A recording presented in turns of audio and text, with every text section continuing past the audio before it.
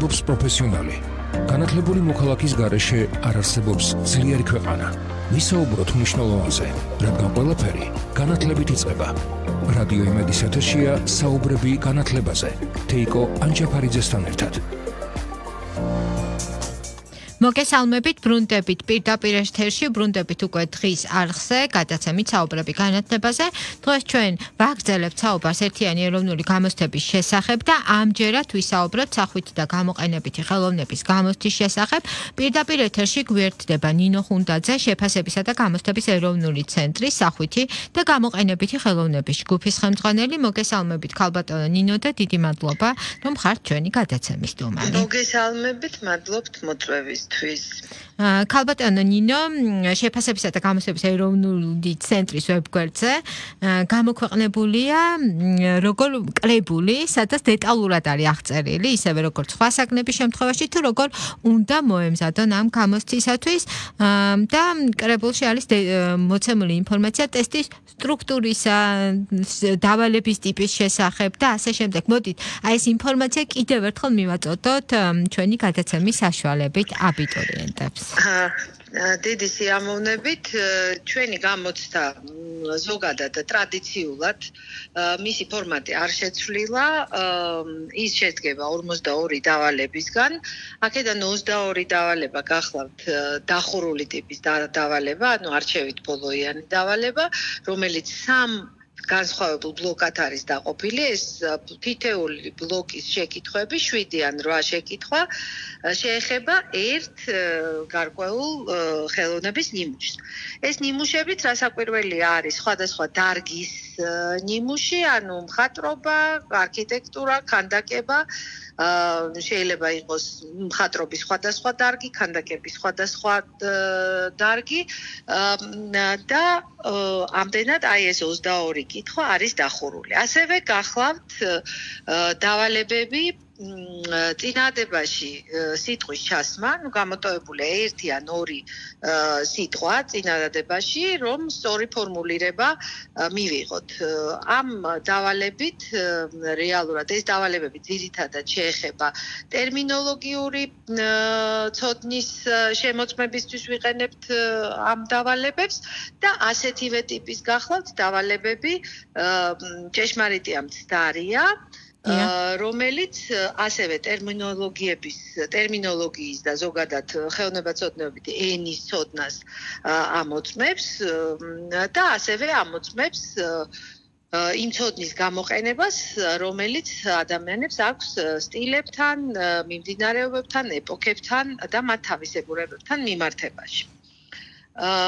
მინდა გითხრათ, რომ ჭეშმარიტი პასუხი მხოლოდ იმ აღნიშნით შემოიფარგლება, თუ თვლით, რომ პასუხი ფორმულირება არის სწორი, ამ შემთხვევაში აღნიშნავთ იმ უჯრას, რომელიც ჭეშმარიტი პასუხის აღნიშნელია, ხოლო თუ თვლით, რომ მოსაზრება არის, ანუ ფორმულირება გახლავთ მცდარი, მონიშნავთ მცდარის შესაბამის უჯრას და აუცილებლად უნდა ჩაწეროთ ის ფორმულირება ისეთი ფორმით, როგორი ფორმითაც თქვენ მიგაჩნიათ ეს ფორმულირება სწორი.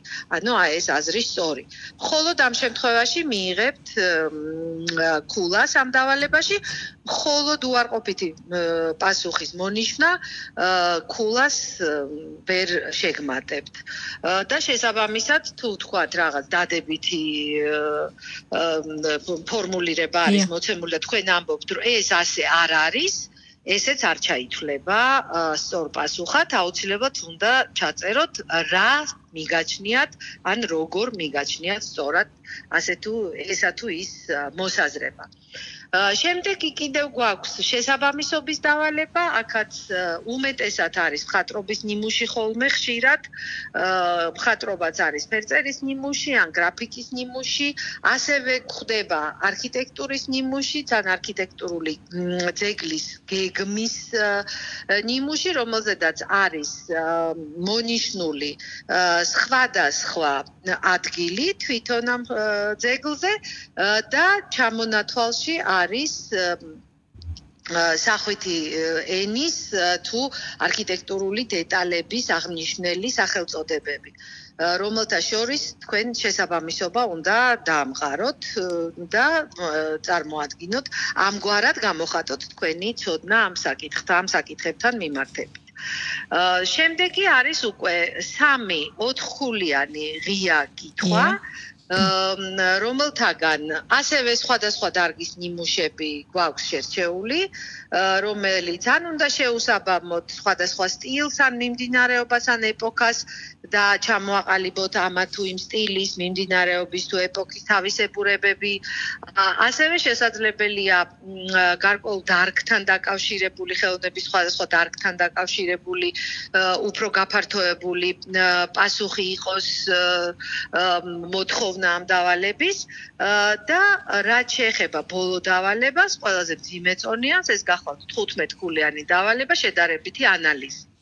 აქაც არის ხოლმე სხვადასხვა წლის გამოცდაზე ზოგჯერ არის მხატვრობის ნიმუშები ან ორიგინალური ნიმუში და მისი თანამედროვე მხატვრის მიერ შექმნილი ინტერპრეტაცია ან არის უბრალოდ ორი სხვადასხვა ეპოქის ნიმუში შესაძლებელი შესაძლებელია იყოს ქანდაკების ნიმუშიც და შესაძლებელია იყოს არქიტექტურის ორი ნიმუშიც მოცემული და მათი შედარებითი ანალიზი უნდა შეასრულოს აპლიკანტმა, აბიტურიენტმა და იქ არის მოცემული რა საკვირველია საკითხები, რომელზედაც აი ამ ერთ მთლიანობად გამოთქმულმა, ჩაწერილმა ეს ფორმა უნდა მიიღოს და არ უნდა იყოს ცალკეულ კითხვაზე პასუხი.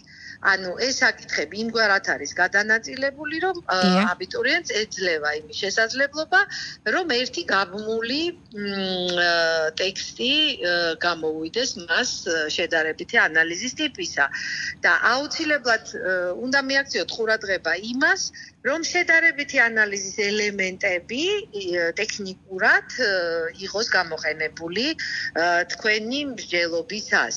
ანუ ეს არ უნდა იყოს მხოლოდ აღწერა ერთი ნამუშევრის ან მეორე ნამუშევრის, არამედ ძირითადი ყურადღება უნდა იყოს გამახვილებული იმაზე, თუ რა მსგავსება და განსხვავება არსებობს ამ ორ ხელოვნების ნიმუშს შორის. ქალბატონი ნინო, თქვენი ტესტის სპეციფიკიდან გამომდინარე, ხო? იმიტომ რომ განსხვავებული ტესტი არის და თვითონ საგანი ძალიან საინტერესო არის და შემოქმედებითი აზროვნების საშუალებას გაძლევს, ხო? კონკრეტული დავალებები. რა შემთხვევაში არ გასწორდება ნაშრომი ან კონკრეტული დავალება? ვიცით რა, აბსოლუტურად აცდენილი უნდა იყოს თემატურად პასუხი იმას, რაც ილუსტრაციაზეა მოცემული. მოგეხსენებათ და ჩვენს მსმენელსაც მოეხსენება, ვისაც ტესტი ნანახი აქვს, ხელოვნების ტესტი ერთხელ მაინც თუ გაქვთ ნანახი, იცით რომ თითქმის ყველა კითხვას, აი შეიძლება წინადებაში სიტყვის ჩასმა ან ჭეშმარიტი ამ სარიას შემთხვევაში არ ახლდეს მას საილუსტრაციო მასალა, დანარჩენი ყველა დავალებას ახლავს საილუსტრაციო მასალა. თუ ეს პასუხი სრულებით აცდენილია ამ საილუსტრაციო მასალას და რაღაც სხვაზეა საუბარი, ამ შემთხვევაში არ ჩაითვლება ეს პასუხი, არ იქნება მიღებული. მაგრამ ყველა შემთხვევაში თუ კი ერთი პატარა მოსაზრებაც კი გამოხატავს ამ აბიტურიენტის დაკვირვების უნარს, რომელმაც სიტყვაზე არავითარი ინფორმაცია არ აქვს მოცემულ ხელოვნების ნიმუშზე, მაგრამ დაკვირვების ეს საშუალებით აღმოაჩინა ის მახასიათებელი მხატვრული თვალსაზრისით, რომელიც გამოარჩევს ამ ხელოვნების ნიმუშს, თითეული ასეთი მიგნებისთვის ის დაიმსახურებს ქულას. ამიტომ ჩვენ ძალიან ხშირად ვამბობთ ხოლმე, რომ ეს არის ის გამონაკლისი შემთხვევა ტესტებს შორის, სადაც შეიძლება სპეციალური მომზადების გარეშე თუ ადამიანს ლოგიკური აზროვნება, დაკვირვების უნარი და ანალიზის უნარი აქვს განვითარებული, ის ამ ტესტის 50%-ს მაინც აუცილებლად და უყვარს ხელოვნება და რა თქმა უნდა, ალბათ როდესაც ირჩევს უყვარს ესაგანი განსაკუთრებით. ქალბატონი ნინო, ხანგრძლივობა რამდენი არის? საგამოცდო შევახსენოთ კიდევ ერთხელ ჩვენს მსმენელებს. 3 საათი გახლავთ ჩვენ ტესტზე სამუშაოდ გამოყოფილი დრო ეს დრო მერწმუნედ სავსებით საკმარისია იმისთვის, რომ სრულყოფილად გასცეს აბიტურიენტმა ყველა კითხვას პასუხი, კარგად დაფიქრდეს, წაიკითხოს, შემდეგ გადაიტანოს ის პასუხების ფურცელზე და ვალმოხტილი გავიდეს გამოცდით. და აქვე დღეს გქონდა უკვე და კიდევ ერთხელ შევახსენებ ჩემს მენელებს, რომ ვისაუბრეთ ასევე გეოგრაფიის გამოცდისა და სამოქალაქო განათლების გამოცდის შესახებ. და დროის მონაკვეთიდან გამომდინარე, რადგანაც უკვე აბიტურიენტები გადადიან მომზადების ფინალურ ეტაპზე, მინდა ორი შეკითხვა თქვენთანაც გავიმეორო, რაც სხვა ჯგუფებთან მიმართებაშიც ჰქონდა. პირველი, პასუხებზე მუშაობი, ფურცელზე მუშაობის სპეციფიკა როგორია, თუ არის რაიმე, რაც უნდა გაითვალისწინონ, რადგანაც თქვენი ტესტის ოდნავ განსხვავებულ ილუსტრაციებს გულისხმობ, ხო? დატვირთული არის ვიზუალური მასალით და მეორე ჩვენი საუბრის ბოლოს თქვენი რეკომენდაციები რა იქნება ამ დროისათვის? იცით რა, ტესტი კი არის დატვირთული საილუსტრაციო მასალით, თუმცა ის მასზე მუშაობის ტექნოლოგია აბსოლუტურად იგივეა. აბიტურიენტს აქვს შავი ფურცელი, რომელზედაც ის მუშაობს, ან ძირითად სამუშაოს ასრულებს შავად და ძალიან კარგია თუ შეასრულებს შავად. თუმცა არიან ადამიანები, რომლებსაც პირდაპირ მოსწონთ პასუხების ფურცელზე მუშაობა, ამასაც ვერავის ვერ დაუშლით, თუმცა ჯობს რასაკვირველია, რომ იმუშაონ შავად და შემდეგ უკვე, როდესაც გადაიკითხავენ და როდესაც საბოლოო დარწმუნდებიან შესრულებული დავალების სისტორეში და შესაბამისობაში, მხოლოდ შემდეგ გადაიტანონ პასუხების ფურცელზე ეს თავიანთი პასუხი. მათ შეუძლიათ ნაწილ-ნაწილ გადაიტანონ პასუხები, როდესაც დაასრულებენ თქვათ ერთ გარკვეულ დავალებაზე მუშაობას, გადაიტანონ პასუხის ფურცელზე ეს პასუხი შეუძლიათ ჯერ სრულად შეასრულონ შავად ეს თავიანთი ყველა დავალება და შემდეგ უკვე იმუშაონ პასუხების ფურცელზე. ერთი რეკომენდაცია ძალიან მნიშვნელოვანია, განსაკუთრებული ყურადღებით შეავსონ მათ პასუხების ფურცელზე დახურული კითხვების შესაბამისი უჯრები. იმიტომ რომ არ აცდნენ იმ კითხვისთვის განკუთვნილ ხაზს მოცემული კვადრატების და ზუსტად დასვან თავიანთი პასუხი. აი ამას განსაკუთრებული ყურადღება ჭირდება, იმიტომ რომ თუ აცდა პასუხი, ძალიან რთული იქნება შემდგომ ამ ნაწილს მოგეხსენებათ მანქან ასწორებს და ამდენად ის ვერ გაარჩევს და არასწორ პასუხად ჩათვლის აცდენილად ჩასმულ პასუხს. რაც შეეხება ღია კითხვებს, აქ შეცდომა შედარებით უფრო გამოსწორებადია, უბრალოდ ნომერი უნდა სწორი ნომრის შესაბამისად უნდა დაწერონ თავიანთი ეს მცირე ზომის ესეები, ან თუ მაინც და მაინც უკვე ბოლო წუთებში შეცდომა მოუვიდათ და ვეღარ ახერხებენ, რომ პასუხების ფურცელი შეცვალონ და ხელახლა დაწერონ სწორად მის შესაბამის ადგილას ეს პასუხი, ამ შემთხვევაში უბრალოდ მიაწერონ დავალებას ის ნომერი, რომელი ნომერი დავალებაც არის, რომ შემდეგ სიზუსტით მოხდეს გასწორება და შეუსაბამობას არ ქონდეს ადგილი გასწორების. და ბოლოს თქვენი რეკომენდაცია ამ ეტაპისთვის. მე დარწმუნებული ვარ, წინა საგამოცდო თქვენ კიდევ იქნებით ჩვენი სტუმარი, მაგრამ ამ ეტაპისთვის მომზადების პერიოდში რა იქნება მათთვის მნიშვნელოვანი ინფორმაცია? გულისხმობ აბიტურიენტებს. ჩემგან რეკომენდაცია ყველაზე მნიშვნელოვანი გახლავთ ის, რომ არ ჩათვალონ რუტინად ეს თავიანთი სამუშაო პროცესი ზოგადად.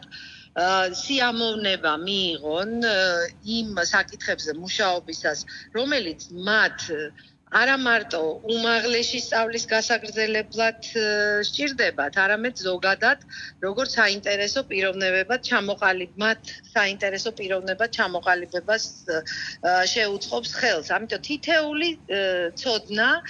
თითეული პატარა ცოდნა ეს არის ძალიან მნიშვნელოვანი მათი განვითარებისთვის. შესაბამისად, თუ ისინი სიამოვნებას მიიღებენ ამ პროცესისგან, გაცილებით უფრო გამართულები იქნებიან წელსში, გაცილებით უფრო თავდაჯერებულად იგრძნობენ თავიანთ თავს და არასოდეს არ შეეშინდეთ იმისი, რომ რაღაც არ იციან.